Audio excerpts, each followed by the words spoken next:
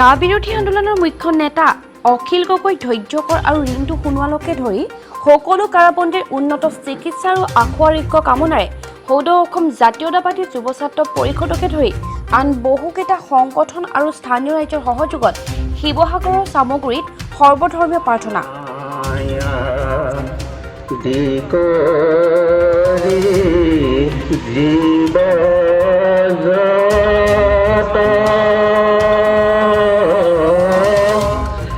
Ramo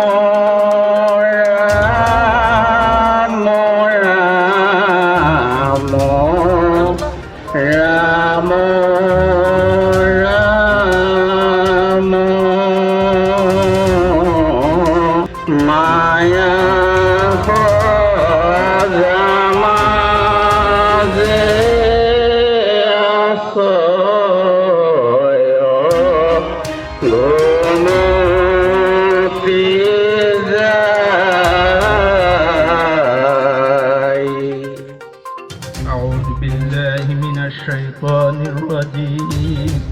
Bismillahirrahmanirrahim.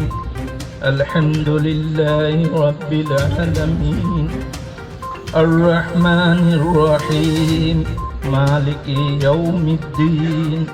Iyyaka na'budu wa iyyaka nasta'in. Ihdinas siratal mustaqim.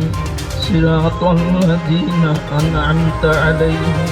Akhil Gogoi ধৈৰ্য কোঁৱৰ আৰু বিতু সোণোৱালক অতি শীঘ্ৰে মুক্তি দিয়ক। ইতিমধ্যে আমি যোৱাকালি টাই ধৰ্ম পৰম্পৰা মতে আমি প্ৰাণভি অনুষ্ঠিত কৰিছিলোঁ। প্ৰাণভি অনুষ্ঠিত কৰি তেওঁৰ মুক্তি আৰু আৰোগ্য কামনা কৰি বিচাৰিছোঁ। আৰু আপোনালোকে সকলোৱে জ্ঞাত যে এইখন চৰকাৰে জনবিৰোধী আইন প্ৰণয়ন কৰিবৰ কাৰণে যিকোনো প্ৰকাৰে তেওঁলোকে ব্যৱস্থা লয়, কিন্তু জনতাৰ হকে মাত মতা ব্যক্তিসকলক মুক্তি দিবৰ কাৰণে তেওঁলোকে কোনো ব্যৱস্থা গ্ৰহণ নকৰে। ৰখাৰ চেষ্টা কৰিছে। আচলতে চৰকাৰখন ইমান এখন স্বৈৰাচাৰী চৰকাৰ, ন্যায়ালয়কো অৱমাননা কৰি তেওঁলোকে আমাৰ জামিন মঞ্জুৰ হোৱা মানসৰ কাজ ওলাবলৈ দিয়া নাই। আচলতে চৰকাৰখনৰ কৌশলটো এইটোৱে বুজা যায় যে তেওঁক কৰোণাৰ আছিলালৈ তেওঁক জেলৰ ভিতৰতে ৰাখি তেওঁক আকৌ নতুন গোচৰ জাপিব পাৰে নেকি তাৰ কৌশল ৰচনা কৰিব বুলি তেখেতক ৰাখি থোৱা হৈছে। ইতিমধ্যে আজি গুৱাহাটীস্থিত কেন্দ্ৰীয় কাৰাগাৰ 17জন ক'ভিড পজিটিভ বুলি তেওঁলোকে ধৰা পেলাইছে। আচলতে কেন্দ্ৰীয় কাৰাগাৰখন কৰোণাৰ এখন কাৰখানালৈ পৰিণত কৰিছে। যে কেন্দ্ৰীয় কাৰাগাৰখনক তেওঁলোকে ৰাজনীতি হিচাপে লৈ ৰাজনীতিকৰণ কৰিবৰ বাবে তাত কৰোণা এখন কাৰখানা তৈয়াৰ কৰিছে। ইতিমধ্যে এই মুহূৰ্তলৈকে কিন্তু ছাত্ৰ মুক্তি সংগ্ৰাম সমিতি আমাৰ কাৰ্যকৰী সভাপতি মানস কোঁৱৰক মুক্তি দিয়া নাই।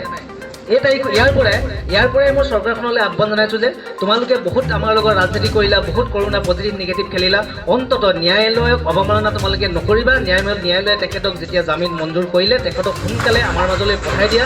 তেওঁ যদি ঘৰত থাকিব লাগে তেওঁ ঘৰতে 15 দিন থাকক, কিন্তু আদালতৰ ভিতৰত কাৰাগাৰৰ ভিতৰত কিয় থাকিব লাগে? এইটো চৰকাৰৰ ষড়যন্ত্ৰ, সম্পূৰ্ণৰূপে ষড়যন্ত্ৰ।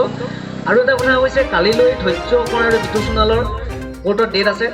আমি এইটো দোৱা কৰিছোঁ, কালিলৈ আছিলে, কালিলৈ তাৰিখটো পিছুৱাই পৰহিলৈ অখিল গগৈ 17 তাৰিখৰ পৰা কোৰ্টৰ ডেট আছিলে। অখিল গগৈ ধৈৰ্যকৰ বিতুৰ একেলগে পৰহিলৈ দিছে। পৰহিলৈ আমি এইটোৱেই এবাৰ সামগ্ৰীবাসী ৰাইজে দোৱা কৰিব লাগে যে চৰকাৰখনৰ সুমতি ঘূৰি আহক। পৰহিলৈ অখিল গগৈ অসমৰ সংগ্ৰামৰ অস্তিত্ব ৰক্ষা সংগ্ৰাম বা অসমৰ জাতীয় জীৱনৰ সংগ্ৰামখনৰ দুৰন্ত সৈনিক অখিল গগৈ ডাঙৰীয়া, তেখেতৰ আচলতে এই বন্দিত্ব আৰু এই যি অসুস্থতাত আচলতে জননীয়ে চকুলো টুকিছে। এই জননীৰ এই চকুলো মুচিবৰ বাবে আমি তেখেতক কাৰাগাৰৰ পৰা মুক্ত হোৱাৰ লগতে তেখেত খুব সোনকালে আৰোগ্য হৈ আমাৰ মাজত ওলাই আহক আৰু তেখেতে অসমৰ জাতীয় জীৱনৰ সমস্যাৰাজিৰ সৈতে পূৰ্বতকৈ অধিক সাহসেৰে আৰু উদ্যমেৰে আমাৰ এই সংগ্ৰামখন আগবঢ়াই নিবৰ বাবে এই ক্ষেত্ৰত আমি তেখেতৰ আশু আৰোগ্য আৰু কাৰাবন্দীত্ব ম্যাদ সোনকালে শেষ হ'বৰ বাবে আমি এই সৰজনৰ ওচৰত প্ৰাৰ্থনা জনাবৰ বাবে আমি ভগৱানৰ ওচৰত প্ৰাৰ্থনা জনাই আমি সৰ্বধৰ্মীয় প্ৰাৰ্থনা আজি অনুষ্ঠিত কৰিছিলোঁ। আৰু এই কাৰ্যসূচীৰ জৰিয়তে আমি এই বিজেপি চৰকাৰখনক আচলতে আমি ভাবিছোঁ যে এই সৰ্বধৰ্মীয় প্ৰাৰ্থনাৰ জৰিয়তে তেখেতসকলৰ সমতি লাভ কৰক। অখিল গগৈ ডাঙৰীয়া বিতু সোণোৱাল আৰু ধৈৰ্য কোঁৱৰৰ ওপৰত চলাই অহা অন্যায় তেখেতসকলে। চামগুৰিৰ পৰা সংবাদদাতা আব্দুল হালিম ৰিপৰ্ট।